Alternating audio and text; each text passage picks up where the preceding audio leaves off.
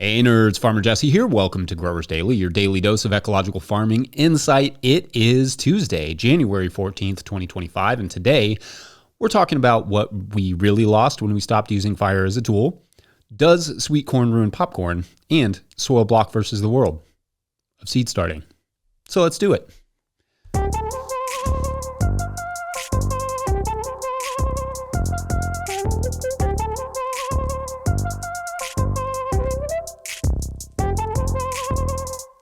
All right. Well, happy Tuesday, everyone. It's cold here. No surprises there. The ice is still somewhat on everything, but at least it's not snowing anymore, and the kids are in school, and I am getting to work, in the tunnels a little bit and get all that squared away. So that's all good. Feeling pretty good about that. Not much to report. Still winter, but yesterday I mentioned that I was going to get into soil blocks versus other means of starting seedlings, and I figured why not a Tuesday? So let's start there. All right. In terms of market gardeners, there are three main types of seed starting trays.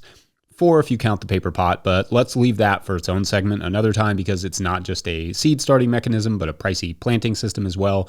And you can just watch the video Jackson shot about that recently, which I will link in the show notes. The three main ones are cell trays, the plastic trays you find relatively cheaply that just need soil to mix to fill them. Wind strips, which are similar to cell trays, but are more robust and have little like slits on the side to allow for air pruning, something I will explain presently. And then soil blocks. I learned how to farm using soil blocks, so my preference is soil blocks, but I have used all three and still use a handful of wind strips for certain applications.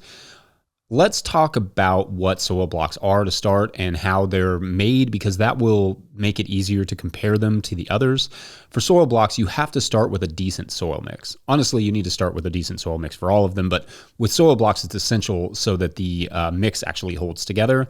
I will say I've never tried a professional mix that didn't hold together, and all of the ones that I've made myself all held together. It's not that hard to get a good mix for soil blocking. Often when people are having a bad time with soil blocking, they are just not using enough water in the mix to start or are using too much to moisten the mixture. Getting the right amount is tricky, but effectively you should be able to easily squeeze the water out of the mix, but it shouldn't fall out of your hand like mush. Anyway, when you mix that mix together and you compress it together with a soil blocking tool, it forms little blocks of soil with a dibble in the middle where you can place the seed.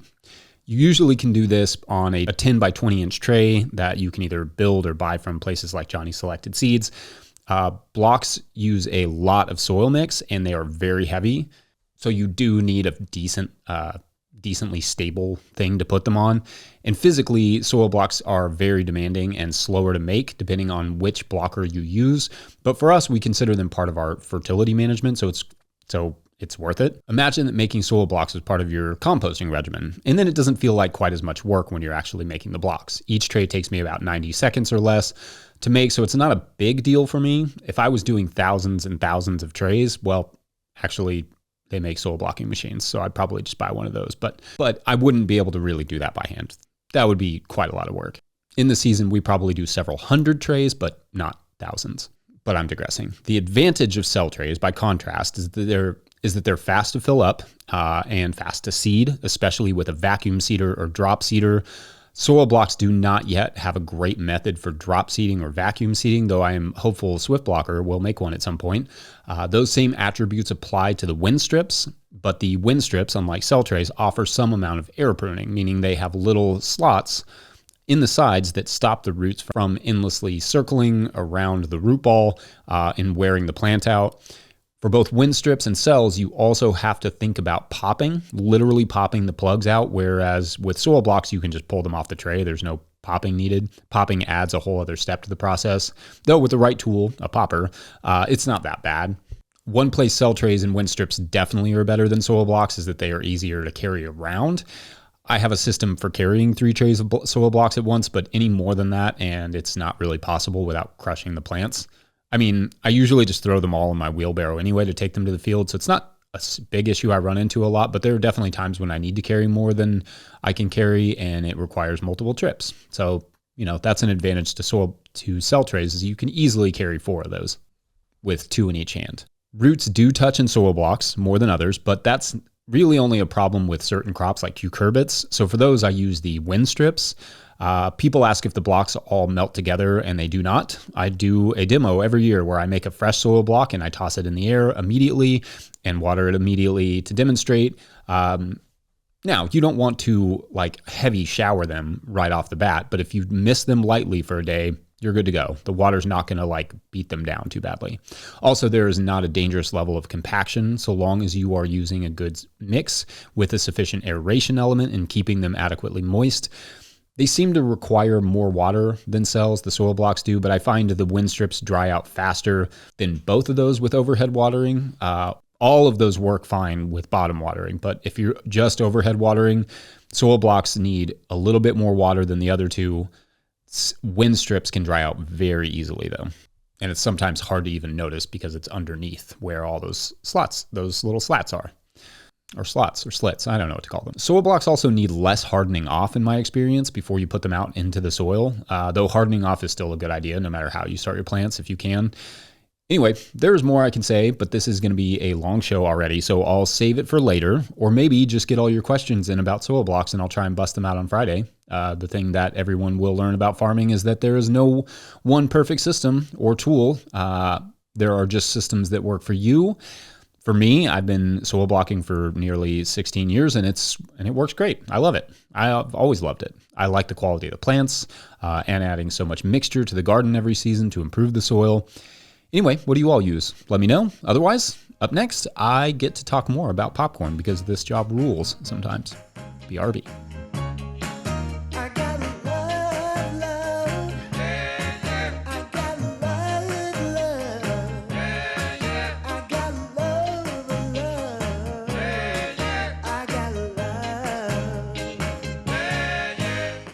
Today's episode of Growers Daily is brought to you by Peaceful Heritage Nursery.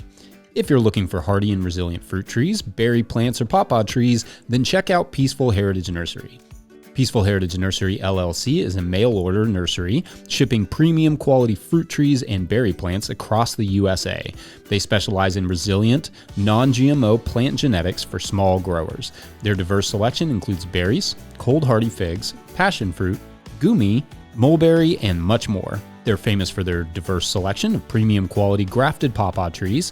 5-star Google ratings and customer testimonials attest to their commitment to excellence in quality and service.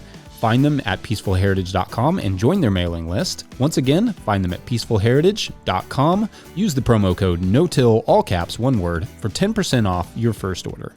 All right, back to the show. If you, the listener, are enjoying this content, getting even a small amount of value from it, consider supporting our work over at patreon.com/no-till-growers. I will try to get to questions from everywhere that questions come in, but I will always get to those Patreon questions. Now, today's Patreon question comes from Patreon member Lamb's Quarters Farm, who writes, quote, "Hey Jesse, enjoyed your previous discussion on popcorn growing for the family. We are big popcorn eaters too, and I spend a fortune on organic popcorn, so thinking of growing it for the family and possibly market, but the interweb says you best not grow popcorn if you grow sweet corn, which I do, because the cross-pollinating will ruin the flavors. Wondering if you have any experience or advice here. I'm considering growing the two separated by a distance of about 300 feet, where there is also a hill separating the two crops. I could also do something like run a fence between the two and grow some vining crops like beans. Just thinking of blocking the pollen, if that is even possible. Thanks." End quote. Okay, so great questions there, Lamb's Quarters Farm, which Lamb's Quarters also happens to be one of my favorite garden weeds for eating and throwing in salads. So shouts to that. I mean, as long as you can keep the Lamb's Quarters under control, that is. Otherwise, it becomes less of a favorite when it's taking over your garden. Anyway, so yes, this is a thing where popcorn and sweet corn can cross-pollinate, potentially with negative effects. And in fact, it works both ways. I have had problems in the past with my popcorn that I assume has to do with cross-pollination because I too grow both. So first, popcorn cross-pollination can make sweet corn tougher and more starchy, potentially also causing some discoloration of the kernels. Sweet corn can affect not only the quality and effectiveness of the popcorn, but the texture and size. Also, while we're on the subject of planting, multiple varieties of sweet corn can also yield some wonky results. A standard sweet corn, for instance, could potentially bring down the sweetness of a super sweet variety. Also, the potential for color contamination is possible too among sweet corns. It seems that white sweet corn varieties will not affect yellow or bicolor, but yellow will affect white varieties of sweet corn and even make yellow varieties more yellow. So what do we do about that? Well, the recommendation for starchy types of corn, like popcorn and dent corn, is to separate them by 300 yards, so 900 feet, so that they don't cross-pollinate or cross-pollinate as much. For different types of sweet corns, 300 feet is acceptable. So it sounds like you may want to find more distance than just 300 feet, but you can also stagger your days to maturity, which is what I've mostly done here, for instance, and perhaps this is just the benefit of being in a long season climate here in Kentucky, Zone 6B. But what I do is I start my 70-day sweet corn 2 weeks before my 90-day popcorn, usually in trays. And then I plant that sweet corn out while the popcorn sort of gets started in the greenhouse. So the flowers on the sweet corn should largely be exhausted of pollen by the time the popcorn starts putting out its silks. This past year, my popcorn is a little crunchy, and I suspect that this is due to poor timing on my end and not enough separation between the popcorn and the sweet corn, which were planted a little closer together in terms of both timing and physically. They were like about 100 feet apart. The sweet corn had done most of its pollination as far as I could tell, but obviously I still think there was some contamination there. And I know you didn't ask this, but someone is no doubt thinking it, because I did a long time ago. Sweet corn will not make popcorn sweet, unfortunately, though that would be rad. Like if I could grow ready to pop caramel corn, that would be a killer winter market product. At least at this moment, however, no such thing exists. Especially if your plan is to save the popcorn seed, then isolation will be critical. But if your timing is good, you may have a small amount of cross-pollination, but it likely won't be enough to affect the other popcorn. So anyway, separate them by as much as you can and keep the timing as staggered as possible while still allowing for both crops to reach full maturity. And sure, a few pollen blockers wouldn't hurt. Also, plant both crops in thick blocks so that the self-pollination is adequate. A single row of corn, for instance, isn't enough for great pollination. So you really need 4 or 5 row blocks to get sufficient pollination, or at least 3 rows on a 30-inch bed, but with 2 beds next to each other. Also, if you are near large corn plantings, well, the amount of pollen coming off of those will be brutal, but you can perhaps reduce the risk of contamination by planting tall physical borders and staggering your plantings. Even ask the farmer when they expect their corn to tassel, like they will likely have a good idea of that. Otherwise, I hope that's helpful. I freaking love corn in all of its forms. So although it's not even close to the top 20 most profitable crops, it's certainly high up there in terms of importance to me, to the family, to dinner. Love corn, cornbread, sweet corn, all the things. So expect more corn talk from me in the future. Great question, and we're going to take a quick break. Up next, fighting fire with fire. It's complicated. BRB. Today's episode of Growers Daily is brought to you by Harnwah Greenhouses. Harnwah Greenhouses has pioneered controlled environment agriculture since 1965, partnering with market gardeners and farmers across North America to deliver turnkey greenhouse solutions. Their unwavering mission is to support growers' success through innovation and expertise in design, manufacturing, and installation. Harnwah Greenhouses are engineered to withstand high wind and snow loads, providing optimal brightness, increased yields, rapid ROI, and long-lasting durability. With over 20,000 projects completed, they are more than a manufacturer. They are a trusted partner. Their structures foster sustainable, energy-efficient ecosystems that drive profitable, resilient agriculture. In 2025, Harnwah is introducing a new low-tech, high-tunnel model starting at just $2 per square foot, offering open field growers an accessible entry into controlled environment agriculture. Harnwah Greenhouses, leading the way in turnkey solutions for local growers. Learn more at harnwah.com. That's HARNOIS.com. All right, back to the show. So with the fires in Los Angeles and just fires all over the world these last few years, fire has been on my mind a lot lately. But also, fire has been on my mind a lot always. I remember when I was just a wee little nerd in Colorado, watching in awe and excitement somewhat as a fire swept through the nearby foothills behind our house. Then I remember the look of fear on the faces of the adults around me, and what a whiplash of emotions it was to realize our homes were in actual danger. And that same whiplash persists today when I'm around fire. I love campfires. I love candles. I can stare at a fire for hours, partially in awe, partially in distrust. But it isn't just a fascination. It feels pretty deep and visceral.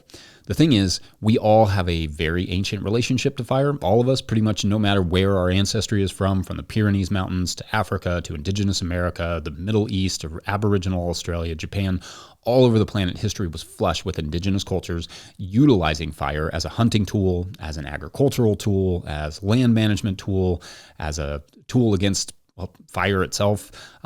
Ever since there has been lightning and dry carbon, there has been fire, and nature, with the help of humans, spent millennia evolving and adapting to the whims and destruction of fire, where, with more sunlight available, a lightly mulched surface, and habitat for microbes in the form of ash and charcoal, forests and hunting grounds could bounce back even better more often than not after fire tore through them. So ubiquitous was fire for thousands of years that there are seeds that evolved to require fire to germinate, called pyrophilic, along with trees and plants that are fire tolerant. This week, I've been reading a book called An Indigenous People's History of the United States by Roxanne Dunbar Ortiz. I'll link that in the show notes. The book is really well done, albeit profoundly sad, with its primary focus on the cruel brutality of European settlers and squatters. But the author discusses what settlers, colonists discovered when they arrived in America. And I'll quote the text here, quote, "In the Northeast, indigenous farmers always carried flints. One English observer in 1637 noted that they used the flints to set fire of the country in all places where they come. They used torches for night hunting and rings of flame to encircle animals to kill. Rather than domesticating animals for hides and meat, indigenous communities created havens to attract elk, deer, bear, and other game. They burned the undergrowth and forests so that the young grasses and other ground cover that sprouted the following spring would entice greater numbers of herbivores and the predators that fed on them, which would sustain the people who ate them both." End quote. I mean, some of the settlers' accounts describe the eastern forests like European parks, where they could drive full carriages and unfortunately whole armies through them without any trouble. Now, and this is going to seem a little off topic, but bear with me. I have a long-held disdain for colonialism, not just for what my family likely did to other people, but also what was likely done at some point in history to my own family. At some point in time, someone likely forced my ancestors, and pretty much everyone's, from some diverse, rich commons or tribal lands, mine likely somewhere in Europe, that we'd been cultivating for thousands of years, forcing us then to come back and work on that land for free or low wages, before sending us to America to go do that same thing to other indigenous people here. And I frankly really, really resent that hundreds of years ago, my family lost some ecological version of what I can only dream of building today. And I hate the fact that we, by force, carried that same mentality to the people and land here. Colonists and American settlers didn't see the value in fire.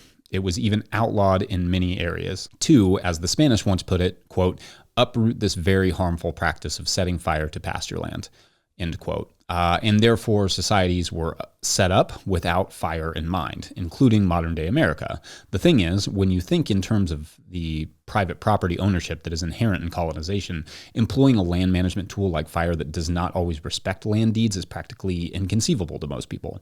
However, and I'm not even close to the first person to point any of this out, when we don't consistently and thoughtfully manage dry understory, we effectively collect fuel and fodder for bigger, badder fires, like what we're seeing in LA and like what we've been seeing through the West and elsewhere.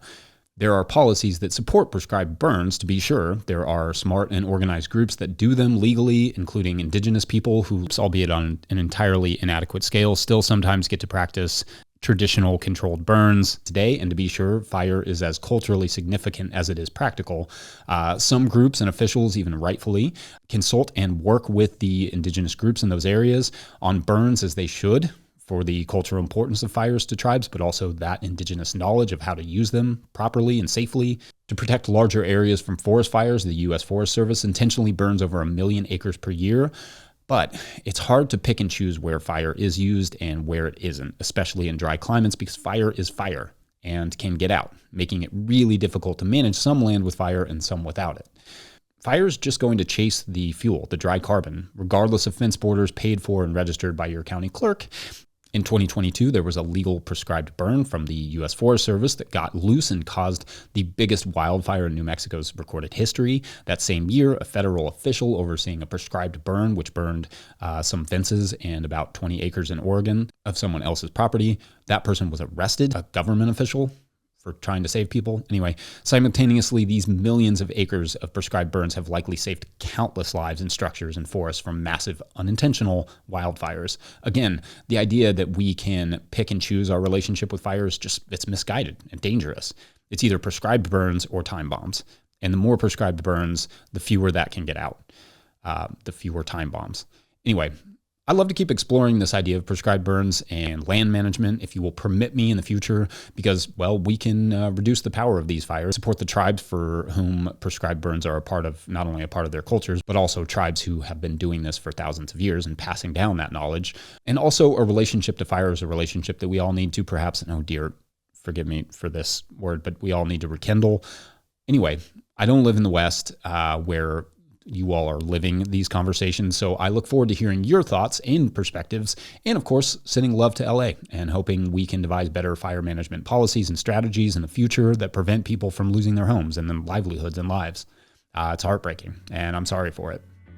Okay, I think I'm going to end it there for this Tuesday. Huge shouts to Willie Breeding for the theme music and the team at No-Till Growers. Pick up a copy of the Living Soil Handbook or the Seed Farmer at notillgrowers.com to support our work. Big thank you to everyone over at patreon.com/notillgrowers, where at a certain level, or if you just bump up from one level to another, or sign up in the month of January, you get a shout out in the show. So big shout outs today to Zach B and Tad Ward. Zach B and Tad Ward.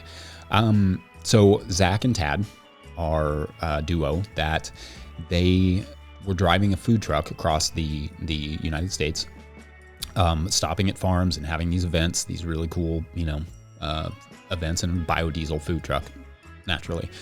And then boom, it turns out that Star Wars is real, and all of a sudden they are having to fight off the Galactic Empire from taking over the world, which is weirdly easier than you would think, because it turns out they're allergic to American cheese, which, I can relate. Anyway, thanks for watching and or listening. We will see you all tomorrow. Bye.